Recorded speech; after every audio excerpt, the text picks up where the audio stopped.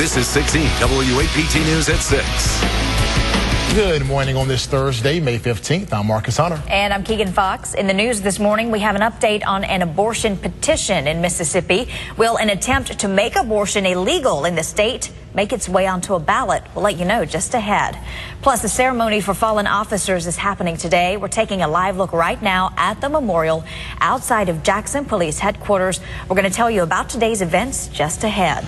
Also happening today, a preview of the 9/11 Museum in New York. We'll show you Ground Zero, nearly 13 years after the terrorist attacks. But first, let's take a live look outside on our Hilton Skycam at I-55 and County Line Road. It is much cooler out there this morning. It is. Let's check in with Brittany Bell for weather first. That's right. It feels more like March stepping outside this morning instead of May. Right now, we are starting out in the mid to upper 40s, so well below average for this time of the year. It's currently 46 degrees in Vicksburg, down to 47 in Macomb, and 47 degrees as well in Jackson. So this time yesterday, we were starting out in the 70s, so we're about 20 degrees cooler compared to this time yesterday morning. And not getting too much relief from the cool weather this afternoon, with highs only topping out in the upper 60s. But if you are missing the warmer temperatures, just wait a few more days, because we do have a warm-up in store for this weekend. More on that coming up. Happening today, law enforcement agencies are remembering their fallen officers this week. Our Tiffany Bradley is outside of the Jackson Police Department. A special event there this morning, right, Tiffany? That's right, Marcus. This week is National Law Enforcement Week, and Jackson Police are preparing for their memorial service this morning at 10 o'clock here in front of police headquarters, right across from this fallen officers memorial. Now, among those that will be honored is Detective Eric Smith. He was shot and killed inside police headquarters last April. A murder suspect shot Smith before killing himself. Family, friends, and fellow officers of Smith are expected to be here this morning. Today is also Peace Officers Memorial Day. A police memorial and top cop appreciation event is also scheduled at the Trade Mart Center. It's at 11:30 this morning. Of course, we will cover these events, and we'll have much more on WAPT and WAPT.com. Live at police headquarters, Tiffany Bradley, 16 WAPT News. Also happening today, the Hinds County deputy charged in a deadly basketball fight is expected in court. The attorney for Joshua Adams has requested another bond hearing. A judge has already denied bond for Adams twice. He's accused of killing Justin Griffin. The two got into a fight, which was caught on this surveillance video after a youth basketball game. Griffin died from his injuries. A mother in Jackson is waiting for her missing 17-year-old daughter to come home. Marcella Jackson says her daughter, Desiree Berry, has been missing since Friday afternoon. Jackson says someone checked her daughter out of Lanier High School. She says school officials told her an older man picked her up.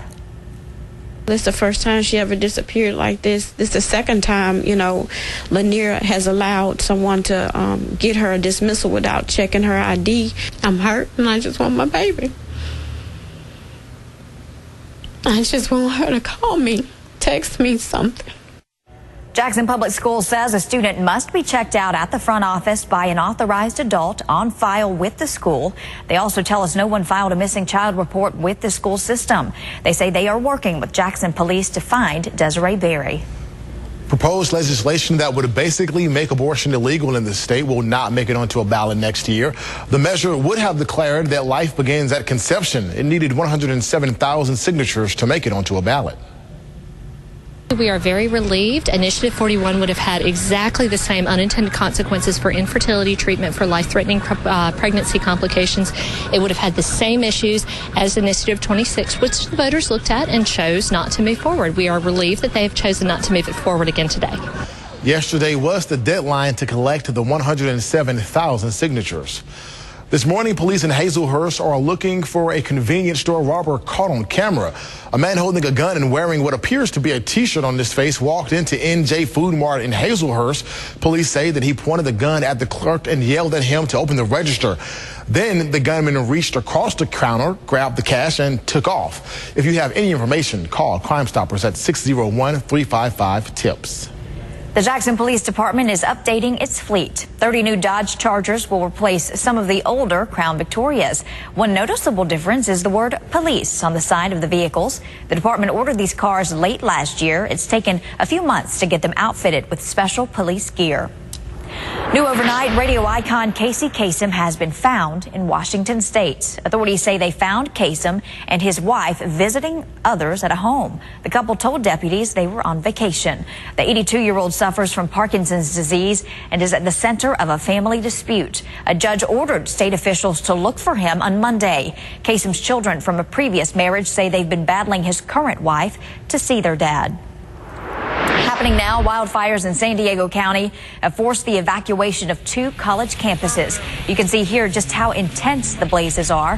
Firefighters are dealing with 9 wildfires in the San Diego area. Students at California State University and San Marcos were evacuated.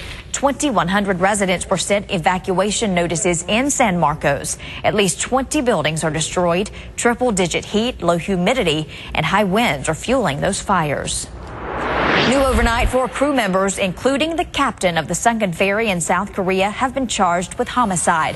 Prosecutors indicted 11 other crew members. Authorities say the captain, first and second officers, and the chief engineer all escaped the ferry before the passengers after it capsized last month. More than 280 people on board, mostly high school students, were killed. Also overnight, more deaths are confirmed in a mine explosion in western Turkey. Authorities found at least 8 more victims, bringing the death toll to more than 280. Some 150 miners are still unaccounted for. The men were more than 1,400 feet underground when an electrical failure caused an explosion and sparked a fire. It's being called the worst mining disaster in nearly 40 years. Happening today, a preview of the new September 11th memorial in New York. New images of the museum have been released as we take a live look at Ground Zero. ABC's Tamon Bradley takes us into a time capsule of the day America will never forget. At Ground Zero, below the new World Trade Center, one of the largest memorial museums in the world is set to open its doors. The 9/11 Memorial Museum is a journey back to a day America will never forget. On September 11th, September 11th. Clocks and watches frozen in time, a mangled fire truck, the uniforms worn by the heroes, the first responders. It's emotional. It's very, very, very emotional. The museum doesn't just house artifacts, it is an artifact. That's the bedrock from the World Trade Towers, the steel beams, the survivor stairs, an escape route used by hundreds during the attack. Running down these stairs to safety was a lifeline. On the walls, plaques and screens show how 9/11 unfolded minute by minute. It's also a sacred place, filled with tributes to the people killed in New York and at the Pentagon and in Shanksville, Pennsylvania. The museum is a place where you can come to understand 9/11 through the lives of those who were killed and the lives of those who rushed here to help. Before the public begins seeing it next Wednesday, the survivors, the families of the victims, and first responders will take tours. Folks who are so deeply a part of the history that this museum shares will be our very first guests. These individuals are the ones whose voices tell the history. This was a project marked by construction problems, arguments over the $700 million budget, and the best way to honor the victims. The dedication is later this morning with the President of the United States and families of the victims. Tamon Bradley, ABC News, New York. Now, Marcus, you were actually telling me this morning that you have been to Ground Zero. Yes, I've been there. It was a few years after the attacks, and when I went there, it was still a surreal moment, a surreal experience. At the time, it was still a large hole in the ground because crews had just started to work on the area. But just being there and seeing where the towers once stood and the buildings that were around them, just a surreal moment that I'll never forget, and I'm looking forward to going up there and seeing the memorial. Yeah, me too. You were telling me you were just amazed at how big the holes were. Exactly. Yeah, a large area. When I got down to Ground Zero, I was just shocked of how much of an area the 2 towers took up, and it was just an amazing sight to see. All right, well, this does lead us to our Facebook question of the day. What do you remember most about the September 11th attacks? Tim says, I got up and turned on the TV and thought I was watching a movie until I realized that I was watching Channel 16. We want to hear from you and what you think. You can head on over to our Facebook or our Twitter page. 6:39 this morning. Tornado recovery is continuing across Mississippi, and the bill is starting to add up. Right now, the cost for overtime, equipment, and cleanup is more than $400,000 for the city of Brandon. In Pearl, it's just a little less than that. Last week, state lawmakers passed $17 million in storm recovery money. The governor says it will also cover what cities would normally have to pay to match federal disaster relief, which is 12.5%. We're going to do all we can to make sure that these communities are made whole, and I think if that doesn't happen by this special session in January, we'll look at further relief if necessary.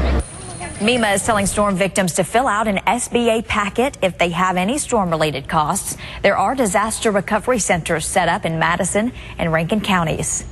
Meanwhile, Buddy the storm dog is still looking for a home. We posted Buddy's picture after he was found alone in Pearl after the tornadoes. His picture was shared hundreds of times. We eventually learned Buddy's owners could not afford to keep him after they lost their home. He's been at the Animal Rescue League ever since, and the shelter says several people have called to ask about Buddy, but no one has followed through and actually adopted him yet. If you are interested, contact the Mississippi Animal Rescue League at the number on your screen, 969-1631. They were trying to kill people. It was 44 years ago that state troopers shot and killed 2 students on the campus of Jackson State. Ahead, our Burt Case takes a look back. It is 6:40. You're watching 16 WAPT News.